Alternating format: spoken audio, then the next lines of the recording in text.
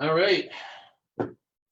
So, for those of you who've never seen anything I've done or never heard of me, my name is Robert Haddow. I'm a massage therapist and a sports injury therapist in Oakville, Ontario. And I work largely based on movement. I'm an EDS patient, it's Ehlers Danlos syndrome, and so I've had to do a lot of handling in my own rehab because I just found that a lot of the therapists I went to handled everything as a modality empire stock. It was, okay, we're going to put you on TENS, stop. Or we're going to put you on electromagnetic therapy, stop. Or we do general stimulus massage, stop. And there was no continuation after that. There was no build things up. And so I started to kind of put together my own approach to rehab and remedial exercises to match my assessments and treatments approach. And started kind of realizing that assessments and REMEX are pretty much just the same damn thing. One's just the test and one's exposure to the test. Our treatment is a good intermediary to calm things down. And so I just started trying to organize that over the last 6, 7 years. And what I want to present today is kind of a snippet out of a talk I sometimes do, a workshop I do on breaking down movement and not looking at it as this is the modality empire of, I don't know, functional systems approach, or this isn't a fascial breakdown approach. This is just, here's what we can see, here's what we can test, and here's what we work with. So if you've got questions, please feel free. If it jumps into your head, ask it when you remember it rather than when you forget it and you wonder what you were thinking. Now, if anyone has any trouble hearing me, let me know. I've got access to the thing right there. And that being said, let's begin.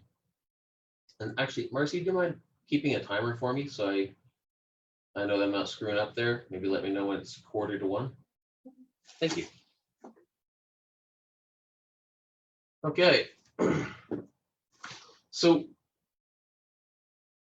we run into this a lot, why patients come to us. And this is pedantic of me, I know, but just bear with me. We have people come in experiencing pain or difficulties with mobility, or pick your dysfunction of choice. And we will write in our notes, we'll chart, patient came in with pain. What about people like myself who live with chronic pain? Pain doesn't mean suffering. So when your patients come to you, it's more that pain or immobility or dysfunction are interfering with their life or their quality of life.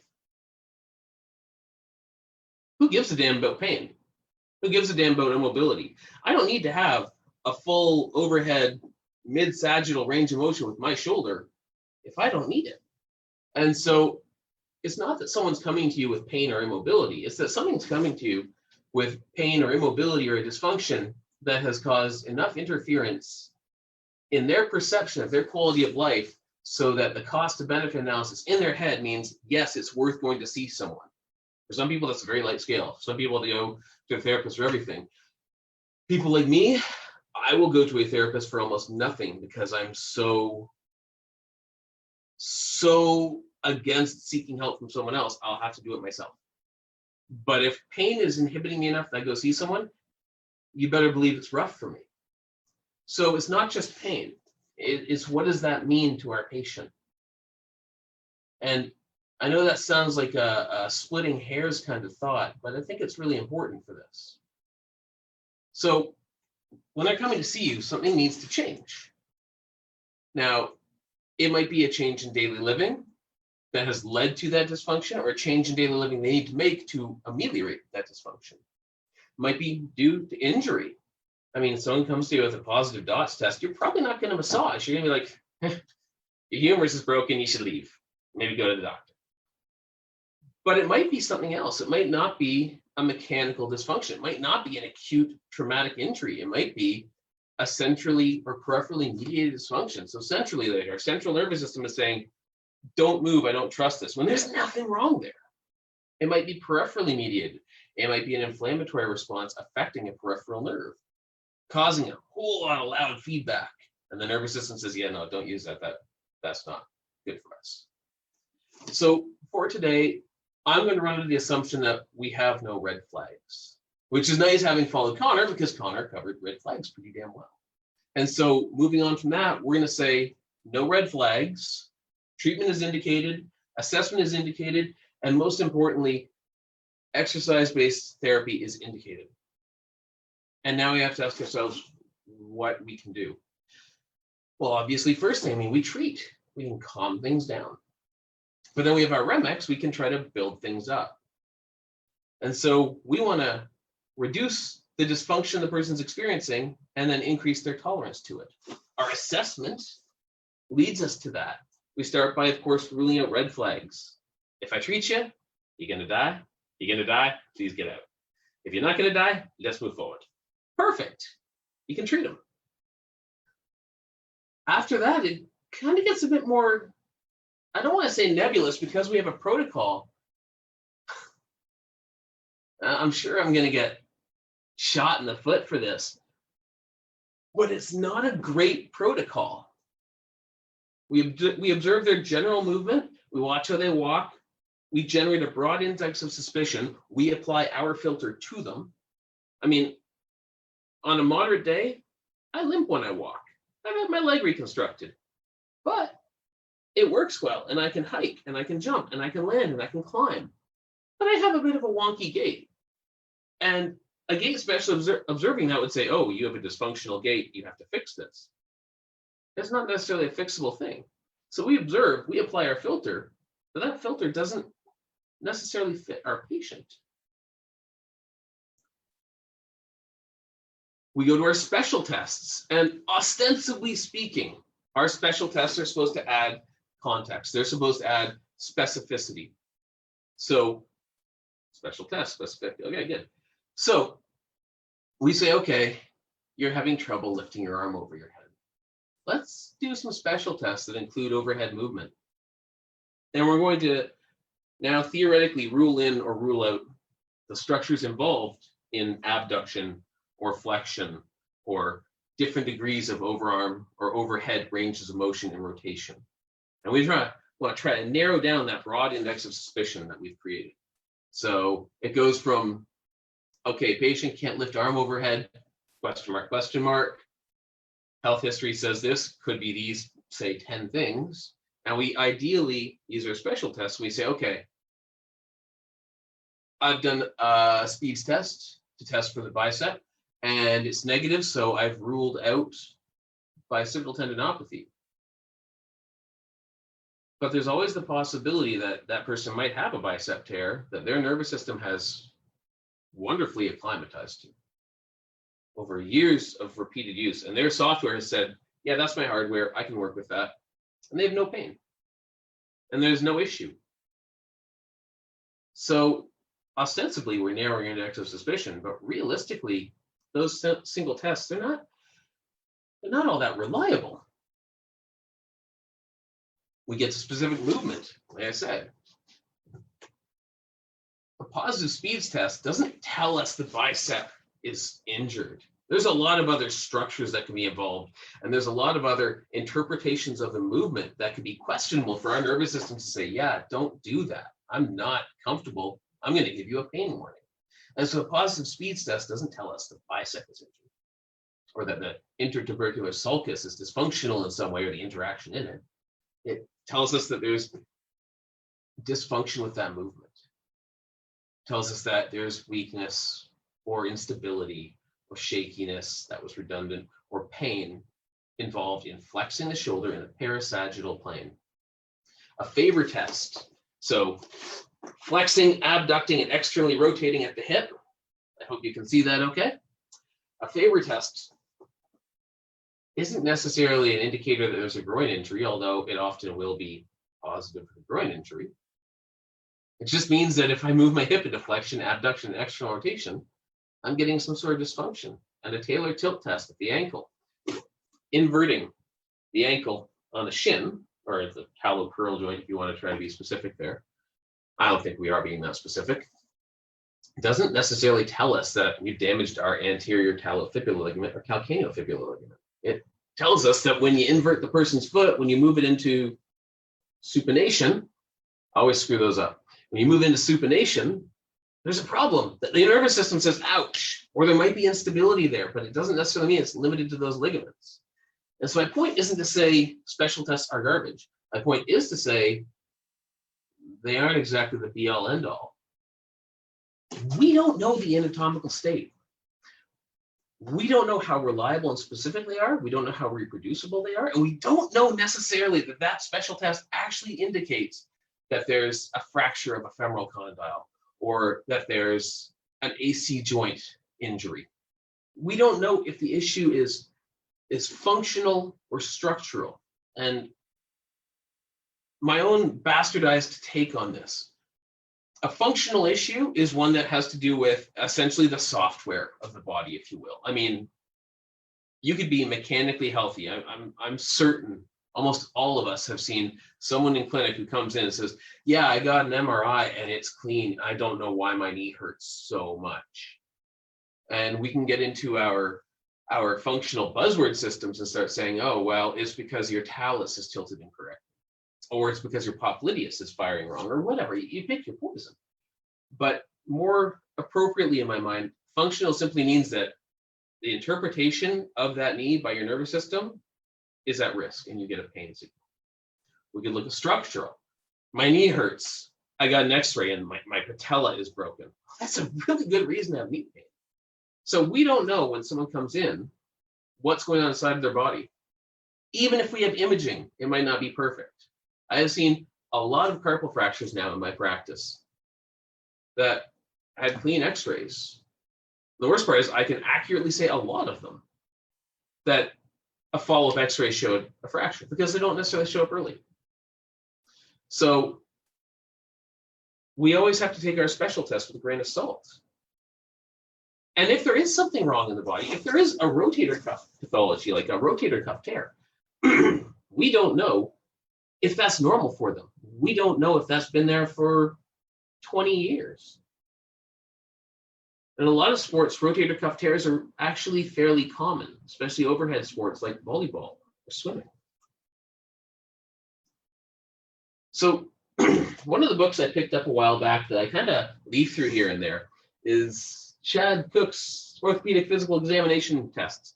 Basically, he starts looking at our tests a little bit more, puts them under a microscope, I guess, and says, yeah, you know what, this isn't as viable as we thought. It's not as indicative of as we thought of, say, patellofemoral syndrome.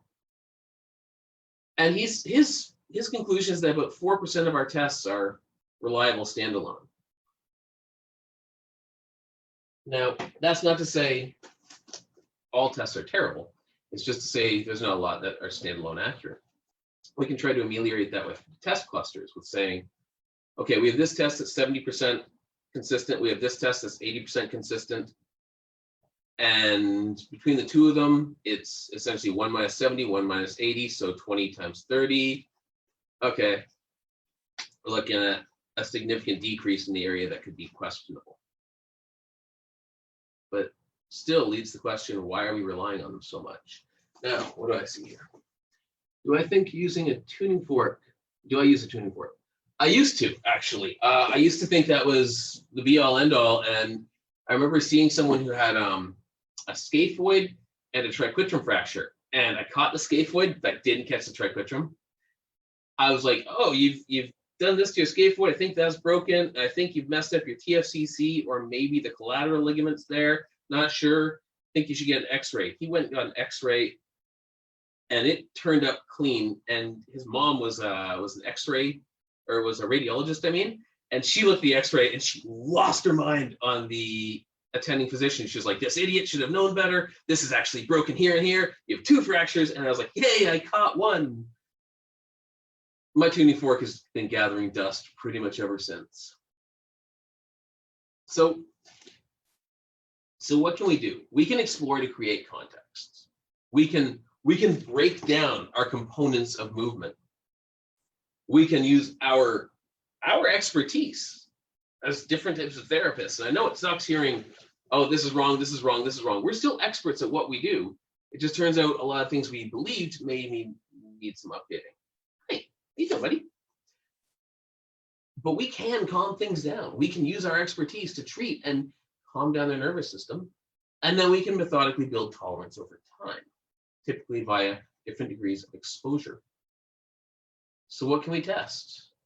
What can we see without making assumptions? How does that influence our approach to treatment? And how does that influence our approach to REMX? We can test the physical world we can interact with. If someone comes in and says it hurts when I flex my arm, that's pretty much all I can get out of that for now. Unless there's something obvious, unless there's a blatantly fractured collarbone, or there's an obviously dislocated shoulder, we start running into this obfuscation level we can't work around. So instead of assuming, oh, this is what's going on in your body, what we can do is we can test what hurts, we can treat as we can within our scope, and we can retest. And if that changes, we now at least have enough information to say, okay, I did this, we saw a change. I can't say it's because of that necessarily, but I can say it's worth continuing. I'm going to talk today about one discrete movement. So I'm going to do a 3R approach. I normally like a 3R or 4R, depending. Range, resistance, and rate, that's one discrete movement. If I lift my arm up in a snow angel test or a painful arc test, this is an abduction range of motion at my shoulder. If I'm doing it repetitively, then we add a 4th R. We add resilience over time. But one discrete movement. The range in the plane about an axis. In this case, coronal plane around a sagittal axis. I always screw that up. Resistance, in this case, the resistance needed to lift my arm. And the rate is how quickly or slowly I need to lift that and how much control I need to keep it on target when I lift it. I'm going to get into more of those in a little bit. What is that? I got a little thing on my screen there. Okay, so let's talk about planes and axes of movement, just because we gotta. When I talk about assessing movement, it helps to have a frame of reference, and I like to use just old school planes. There are different coordinate systems people like, but I find them very complex, and this is simple to me. So breaking down movement into a coronal plane with a sagittal axis, a sagittal plane with a coronal axis, and a transverse plane and a long axis. And coronal plane. So we're separating the body into front and back halves. We have an axis going through that plane, and we spin around that. So if I do a cartwheel, if I turn in that plane, I'm moving in a coronal plane, and I'm pivoting around an axis that's piercing about my center of gravity or center of mass. And movement in this plane typically we'll call abduction, adduction, or side bending, although side bending is often a bit of a hybrid movement. We have our sagittal plane. This is going to separate my body into either even or uneven halves. An even half is a true sagittal, an uneven is a parasagittal. And piercing that plane, I have a coronal axis. So the coronal axis goes through the coronal plane and pierces the sagittal plane. Or sorry, travels in the coronal plane and pierces the sagittal plane. So if I'm doing a front tuck or if I'm doing a front roll, that's a sagittal plane movement rotating around my coronal axis. We talk about flexing, extending. Those are typically sagittal plane or parasagittal plane movements. And then we have the transverse plane. Now this is kind of throws the pattern we have so far. So top and body halves cuts you into top and bottom. And the axis of rotation, instead of having a nice trade-off with another plane, is the long axis. And so if I jump up and spin in the air, that's moving in a transverse plane, and I'm pivoting around my long axis. If I check my blind spot, if I try to rotate purely, transverse plane, rotate at my spine, transverse plane. I tend to find with a lot of patients, transverse planar movements are often a lot more painful than the other two planes. There's just a lot more going on. So we've got our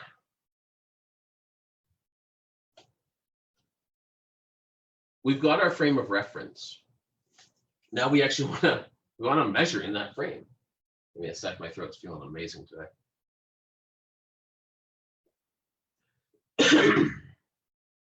So range is classically going to be defined as the amount and direction of movement in a plane, on or off axis. If we're in that plane, we're on axis, but if we move off that plane, we move off axis.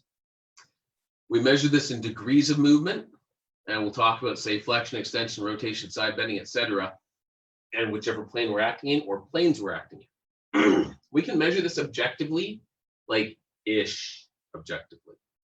With a goniometer, that's kind of our go-to school measurement tool, and I have a couple in my clinic. I use them pretty regularly, but if I hand my goniometer to someone else and they measure, they're going to get a different reading than me, most likely. It's not because one or the other of us is wrong. It's because one or the other of us is measuring a different, say, frame or from a different point. And so we might have different answers.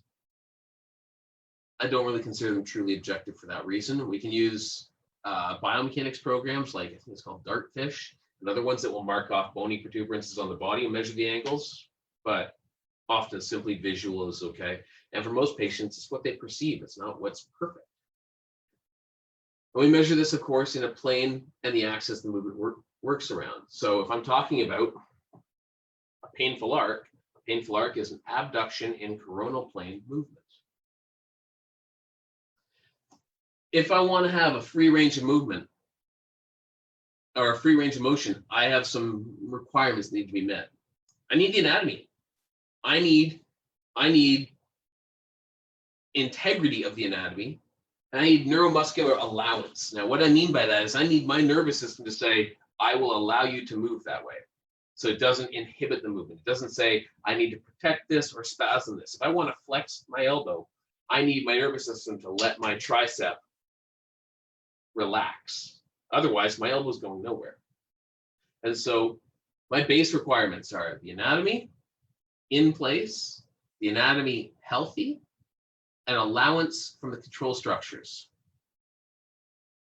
If we look at something like Apley's superior scratch, so for those of us who use Apley's scratch test, put your hands behind your back. If we look at the superior portion, sorry Yoshi, of Apley's superior scratch, or superior portion of Apley's scratch, I have a combined movement. I actually have a Faber position again. It's an arm Faber. We don't call it a Faber now, we call it Apley's because convention. So I move into flexion and or abduction, that gets me there. And if I externally rotate, which doesn't look like it up here because I've changed position of my arm, all I do is bend my elbow and I'm at my Apley scratch position. And so I have flexion in a parasagittal plane, abduction in a coronal plane, and external rotation. Moving on from range, because honestly range is pretty boring, we get to resistance, and this gets a little more cool, I think. So resistance is the muscle energy required to perform a movement. We typically categorize this as things like concentric or eccentric or an isometric contraction, but we also have kind of more specific movement categories or resistance categories like isotonic or isokinetic for a consistent strength output or a consistent speed output. And we can, again, objectively measure this with a scale or a dynamometer. I actually use a luggage scale at my clinic because it's cheap. It's super cheap and it's pretty consistent. 5 kilos is 5 kilos is 5 kilos. It might not be actually perfectly accurate 5 kilos, but if I measure on a patient over and over, it's going to be the same number each time if they have the same output. And we can basically consider this the ability to move into a range, the ability to move out of a range, or to challenge perturbation from a range. If someone wants to move me, my ability to stop them is a product of resistance absent time. If they load up slowly and I can hold that there and not let them push my arm down, I have succeeded at a resistance task. Again, this isn't a be-all, end-all, but it's a start. Now, because these are stacked, because we go range to resistance to rate, we have more requirements on top of range. I need enough muscle volume. If I don't have muscle mass, I can't apply force through that muscle mass. It ain't there. Within that muscle mass, of course, I need enough motor units to recruit, and I need to be able to summate them. So motor unit recruitment is kind of obvious. That's our nervous system recruiting motor units. Summation a little bit less so. If I don't put enough pulses per second of force, if I don't twitch that muscle quickly enough, I don't build up a full contraction. And then finally, attachment points. Anatomy matters here. If the attachment of my bicep is further from my elbow, it means it has what's known as a longer moment arm. It can pull harder. It can't pull as quickly, but it can pull with a lot more strength. And so people with different anatomical orientation might be better suited to different tasks and to different tests. It's a matter of context per person. We talk about resistance for athletes. I have to lift my arm, right? So I have to lift it in flexion. I have to lift it in abduction. So I have to have enough deltoid strength, enough bicep strength, maybe a little bit enough superior peroral major strength to lift my arm to that range. And then finally for rotation, I don't really need much. Because I'm rotating parallel to gravity, it's very little work. Once my arm's up, rotation has really no challenge. If my arm was down here and my elbow was bent, and say I was holding a weight, then I now have to use a lot more rotation strength to create rotation about my humerus. But when it's up in the air here, it's just sticking straight up, it's next to nothing. So for Apley scratch, this isn't the best example to talk about rotation resistance, but you get the idea. And then this part's my favorite, and this is where I would go down a total rabbit hole of nerd, and I'm going to try not to, because rate control. Now, I mentioned before, I'm an EDS patient. I have a hypermobility disorder. This is super relevant right here, so please, we're going to get back to that in a sec. So, rate is your timing for control of movement. We typically will categorize this as quick or slow, as essentially impulse generation or movement mitigation. So quickly, especially for agonist antagonist, if I throw my car keys at someone and they get their hand into the right position with the right strength to catch those keys, but at the wrong time, they're still eating those keys. So we need to get our arm into position in a timely manner, and hopefully quickly, because car keys hurt. But to get that arm to that position, we also need collateral control, and that tends to be a bit more slow. We can measure this objectively with something like a force plate, but they're crazy expensive. One of the ways I actually like to do this is I'll film with my cell phone, and I'll use a frame scrubber with a high-speed film. And what I can do is I can say I'm filming at 60 frames per second, and it took this person 12 frames to accomplish the task. That was 1/5 of a second. If I measure the distance they moved, if I have a grid taped to a wall behind them, then I have someone say doing a front flip or a B twist. I can now measure how quickly they rotated from point to point, how hard and fast they were jumping off or taking off and landing, how high they went, and of course what speeds they went through with some simple math. Or if you're, an athlete, which I'm not, you can eyeball it. I've worked with a lot of coaches who are actually really good at that. It's kind of disturbing. And this is basically your ability to start or stop a movement to a point and then to collaterally control it. Now, again, we have stacked requirements. So on top of everything else, we need anatomical stability of structures sufficient to support that. We need neuromuscular control of those motor units. We need the ability to recruit them quickly. And it helps to have somatic awareness. Now, anatomical stability and somatic awareness, those start going together. So somatic awareness is basically your body awareness. If I'm talking about somatosensory awareness, if I'm not looking, I should have a good idea of where my arm is in space. This is your close your eyes and touch your nose, and hopefully you didn't just break your nose test. Because if you did, you probably have poor somatic awareness. Now, if I have decent anatomical stability, I have less requirement for neuromuscular control. For everyone who's worked with an upper limb injury, picture someone with an unstable shoulder. I'm a perfect example. If my shoulder is not staying in the socket very well, it requires a great deal more neurological control, neuromuscular control for me to accomplish the same task as you, say lifting my arm up, all other things being equal. So better anatomical stability actually assists with rate control, whereas excessive anatomical stability is counterproductive to range of motion. We have an inverse relationship here. Think about someone rolling their ankle. You muscle test them in clinic, and for eversion, they're nice and strong. You're like, how the hell did you roll your ankle? It wasn't that they were too weak. It was that their ability to generate force relative to their failure to stabilize was insufficient in that time window. So they failed at stabilizing their ankle, they rolled it, they injured it. The best part is we don't even know necessarily everything they injured because the Taylor tilt test isn't that great. So if we're talking about rate, we're going to talk about Apley superior scratch. And this is where special tests, in my mind, really break down. How much rate control do you need to lift your arm up and touch between your shoulder blades? Not much. You need a heck of a lot, however, for running around kicking a soccer ball to meet that ball in space at the right time to hit it towards the net. So at an upward reaching shoulder here, I mean, my acceleration isn't that big a deal.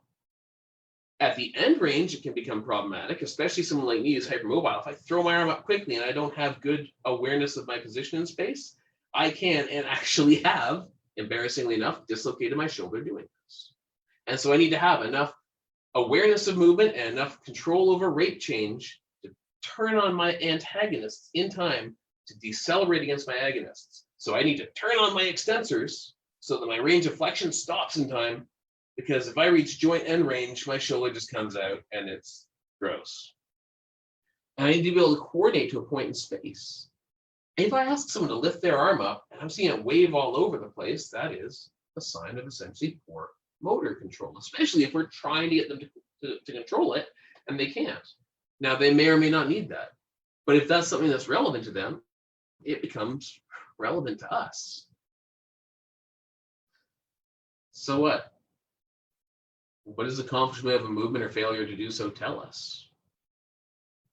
Depends. Depends on the patient.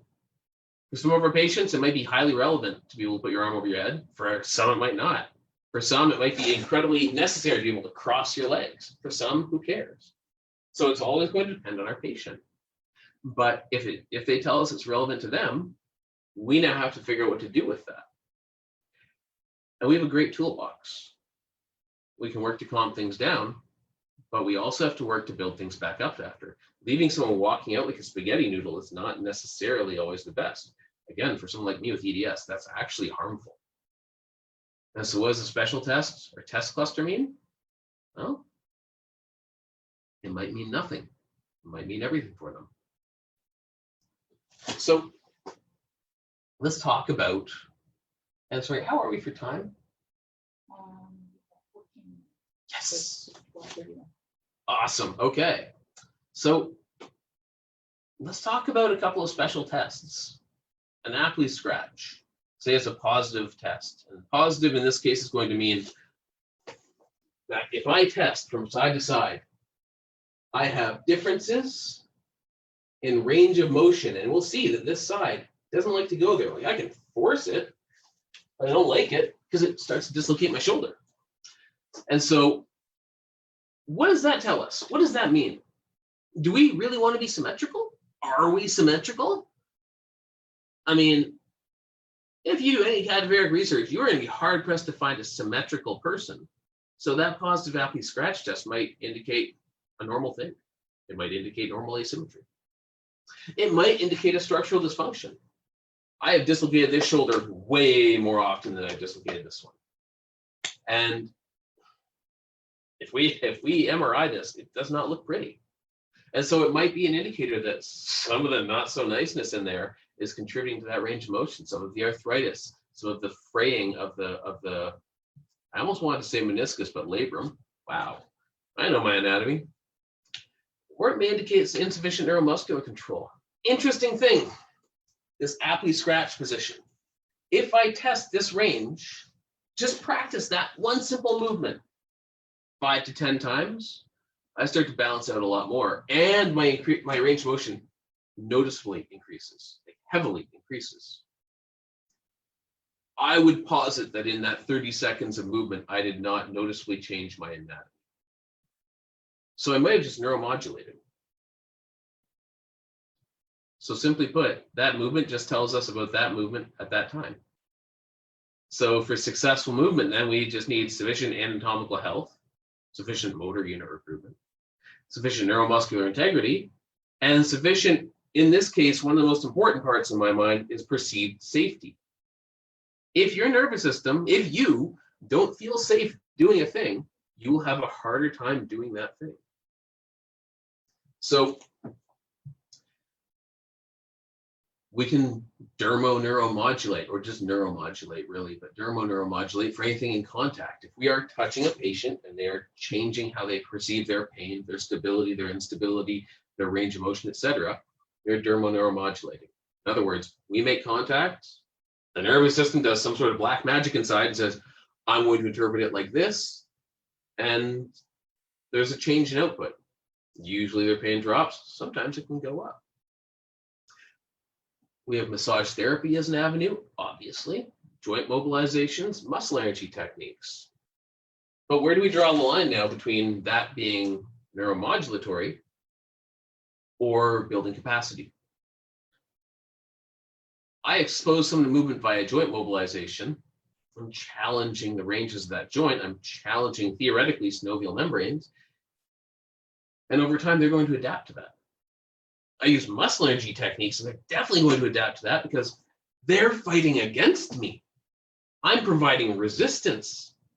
This is no longer just a manual therapy technique. This is resistance training. And so we neuromodulate, yes, but we also try to build tolerance. We can neuromodulate via movement. Like I said, that Apley scratch test, I do that 5-10 times in a row, my pain plummets. I didn't change anything in my body. My body's still a broken mess. But my nervous system is starting to kind of update its software a little bit and say, oh, yeah, I remember how to work around that labral tear. Oh, yeah, okay, no, that makes sense. That's how I fire that rotator cuff. Yeah, I will let you do that with more range, with less pain, with greater speed, with greater integrity, greater control, sorry. We can test other ranges to take a different path to the same end. Like I said, for Apley scratch, and I hate to harp on it, but I want to pick one simple test to go over a bunch of things. If I flex or abduct, I still end at about the same place. And if I have pain flexing to a range, if I have no pain abducting to that range, what I can do is then abduct to that range and flex, or I should say extend out of it slowly, and see if that increases my tolerance over time. I might find someone who can't flex any higher than this. They go up here and they come down slowly a couple times, and then they can flex much higher than their collarbone. Voila! You're cured. I can increase or decrease resistance. Going back to the EDS thing. I'm hypermobile. If I'm having pain moving a naturally unstable joint structure like a ball and socket, by adding a bit of weight, it can actually increase my range of motion without pain. Because my nervous system says, oh crap, recruit more muscle. This is heavier now. And all of a sudden, everything feels more snug and secure, and I feel better. And now I can lift my arm up way higher, and I have no dysfunction, even though I've increased my workload. Or I can explore the restricted range. I can go to where it hurts, and I can move off plane. Planar exploration is very, very useful. This is the basis, essentially, of muscle energy techniques. And actually why muscle energy techniques are a lot more non-specific than we think. The whole dogmatic, hold the agonist, contract, hold the antagonist, contract, hold the agonist, contract, and range. We can often do transverse to that, or one hold, or just a perceived hold, just fooling the hold. We can cheat the whole thing because we're exploring at the range. We're sending a bolus of new signals to the nervous system, a bolus of novel feedback. The nervous system gets to digest that and say, That is structurally more sound than I thought 5 seconds ago. Yeah, I will let you use that more. I am not at risk. Zang. And so we can just play with muscle energy techniques, or planar movement, or rotational movement, or imagined movement. Proprioceptive exercises. We can reach for a point in space and give our brain a target to work towards rather than focusing on what hurts. Well, it hurts when I flex my arm. Oh, okay, could you do me a favor? Could you point to that bird up there? Huh, birdie. No pain.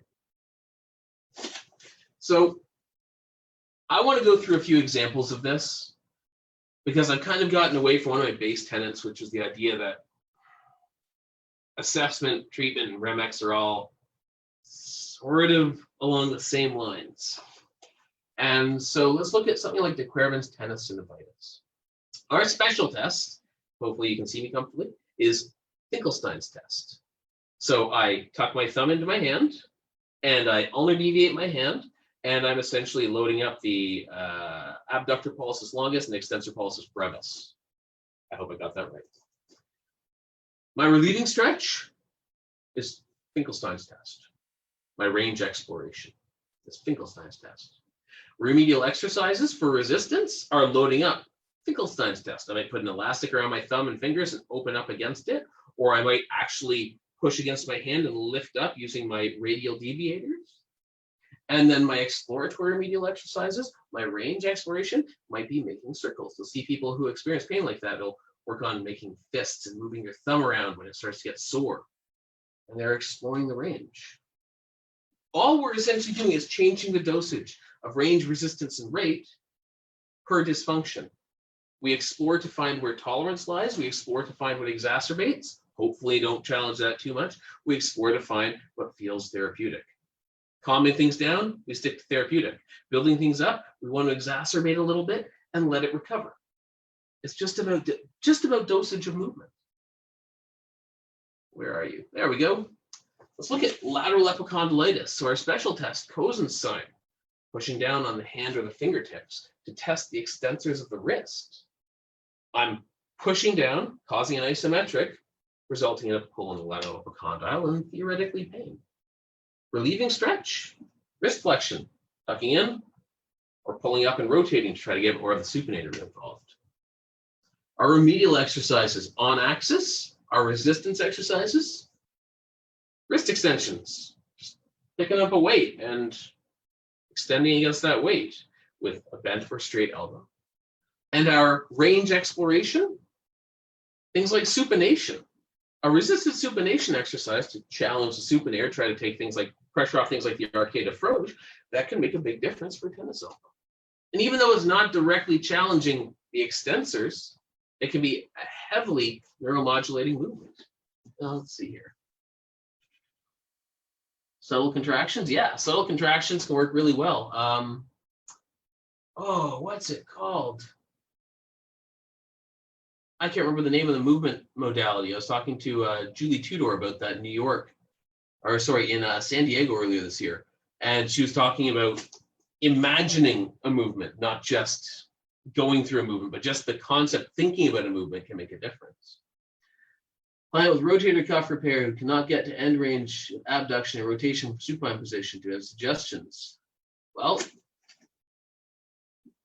we can definitely tete-a-tete about that because that sounds kind of fun to figure out. But have you tried mid-range contraction? Have you tried end-range contraction? Do we know that the anatomy is sufficient to allow that range? Is it something you can passively move them to, but they can't actively move, or does it feel like it's blocked? If it feels like it's blocked, one of the suggestions I would always give is respect that for now. And if that's important to them, rule out, get an image to see if it's physically capable. And yeah, visualization techniques, they can be amazing. That's one of the things that helps for me in the morning is I wake up, I do a self-assessment. Okay, which joints feel stable and controllable today, which ones don't, and I'll do basic movement assessment just laying in bed. And then I'll kind of start challenging those movements a bit more actively. And if I find something feels off, or if I wake up with something dislocated, I will put it back in place and just sit there and kind of visualize different movements before I challenge them. So one more. PFS, patellofemoral pain syndrome. I speak the words. Okay. Our special test is our Clark's sign or Clark's test, which I'm sure everyone loves and remembers for its other name, the a-hole test. Our relieving stretch for that, our relieving range to that is knee flexion. Just plung the knee to the butt. Just hold it. Stretch the quads out. We're actually increasing pressure at the patellofemoral joints by doing that, but it relieves it. Our remedial exercises to build it are things like resisted knee extensions, like isometrics or sissy squats or regular squats. And our proprioceptive exercises like gait training or single leg balance or tantrums for acceleration deceleration are the same thing. We're challenging the joint either on or off axis in a sub-painful level to build up pain-free tolerance to be able to challenge greater pain-free tolerance. When we massage, when we treat, when we do muscle energy techniques and joint moves, we're exposing to stimulus. And usually movement is involved. So in closing on this, oh wow, that timed well. We can simplify things doing this. I know it sounds more complex, but the reason it sounds more complex is because it's a different thought system. But it also deletes the need for a whole bunch of pedantic names for simple movements. This helps us to educate our patient more instead of saying, do this test, do this test, do this test. Here, let's explore this movement. I'd like you to let me know what feels best for you. Help me out, help me figure this out. And so what I do is I have patients who will even bring in notebooks and they'll say, yeah, I did this, I tested this, and it felt like this. Thoughts. And we brainstorm. We can empower our patients more that way. If I have patients who have a much better approach to taking care of their pain, I have patients who aren't dependent on me all the time and who love me. And it's great to have your patients happy to see you because they're like, yeah, I haven't seen you in a year because I've been awesome. Thanks. And we have better flexibility. This lends itself really well to things like telehealth, which is in our scope and would help a lot for things like this COVID crisis, make it a lot more available for us to keep working and keep ourselves busy and keep ourselves productive when we're dealing with an absolute deluge of stress. There you go. You have other questions, you can email me at fullspectrumrehab@gmail.com. You can go to my website. It's not great, but it's there, haddowmassage.com. Or you can follow me on Instagram and Twitter at RobJHaddow, or find me on YouTube. But yeah, if anyone has questions, please feel free. And yeah, no worries, James. I assume this is Dondo? I don't know any other James in our field. Hey, Rob, you've still got probably just over 10 minutes. I do see there are a few, I don't know if you got to all of these questions. I stepped out for a bathroom break, but did you get to all the questions in the chat already? Let's see here. I would actually like to explore a bit more of this rotator cuff repair if we can, because that sounds fun. Can we have Carolyn speak in on this? Are you comfortable with that, Carolyn? Carolyn, you got to unmute yourself. I see that you're talking, but you're still muted.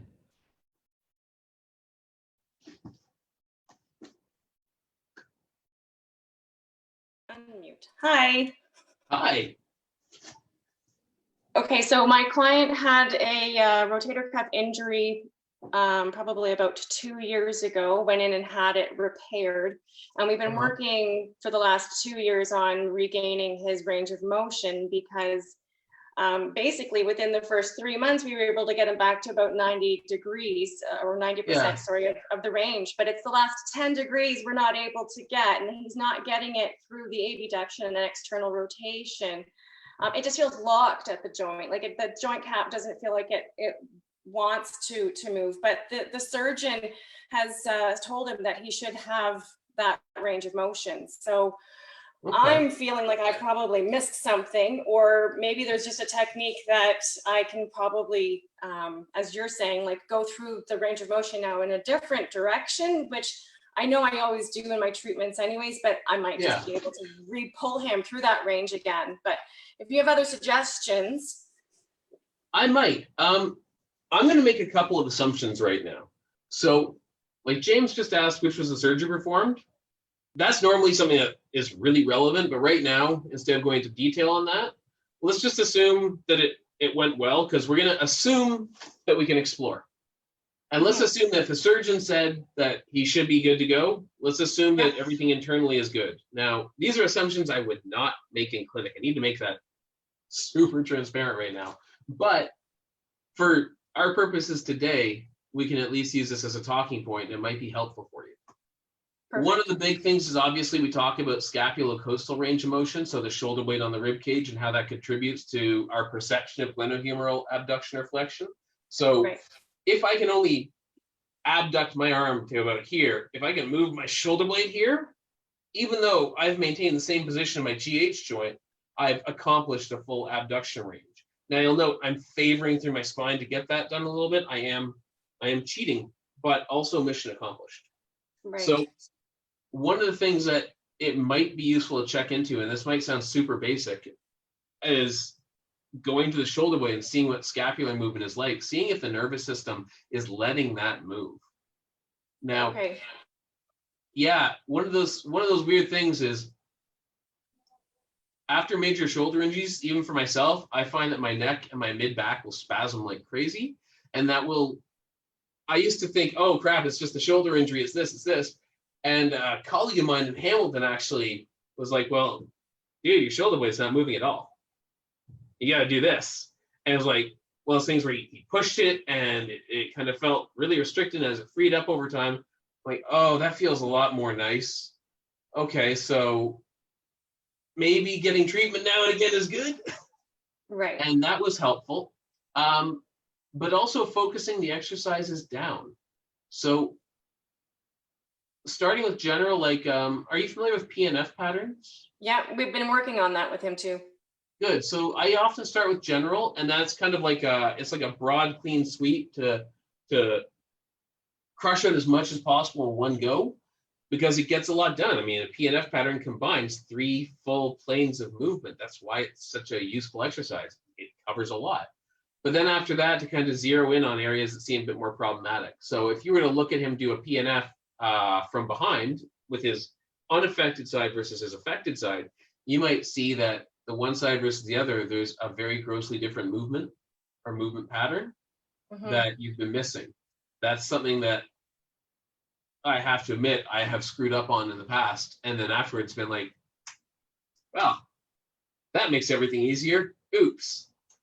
And so going to things like stacked scapular movements, working on, let's see, I hope this shows up on camera, working on superiorly and inferiorly translating the scapulae or laterally immediately deviating them. Oh, good. And having it as an active control where you actually stand behind him with your hand on the inferior angle of the shoulder blade. So you can imagine it sitting in this web of my hand, and the other hand on top of his upper trapezius and kind of hooked, over the scapula. And you're now helping or hindering that movement. You can help to move it further, or you can provide more resistance to create greater neuromuscular recruitment. And see if working on those base movements, those componential movements of the scapula can contribute to that. And the same thing with the GH joint. We often talk about joint play. So we talk about the ball and socket rule, if you remember that, for joint mobilizations. Yeah. And we had the idea that moving the ball into the adhesion range or into the restricted range increases range that would challenge that. So moving anterior translation of the glenoid or of the humeral head in the glenoid cavity can increase extension, for example. You might find that that same kind of principle applies to neuromuscular control. So get up to where he's restricted. And if you create a bit of a longer lever arm or a longer moment arm, like bending the elbow, you can challenge rotator at that restricted range by having him meet your resistance. Now, make sure there's no elbow injuries. But that starts to get finicky, but that's exactly what we're doing now, is we're exploring those finicky little leftover bits that a lot of our treatments kind of miss. Right. Because that's really common. What you're dealing with is actually really normal. A lot of therapists run into that.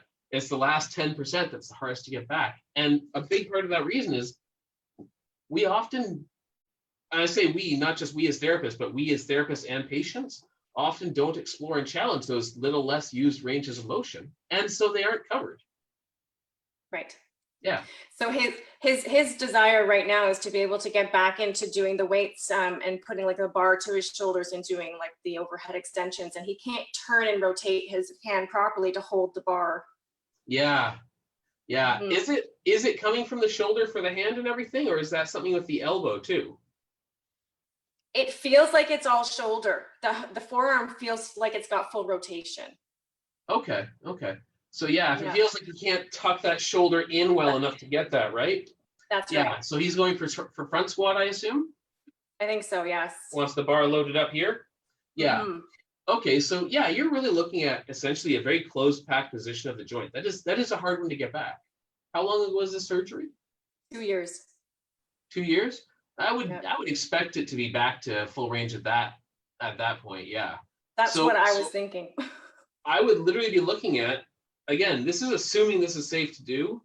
Yeah. So we're glancing over this fairly quickly here, but I would be looking at closing that position and working at shearing and shrugging ranges and exploring that in Okay. say like using the elbow like a pointer and trying Yeah. to draw cardinal directions, north, south, east, west, and circles. And that's going to work on essentially ranges of tilt control at the shoulder or rotation control, pivot control.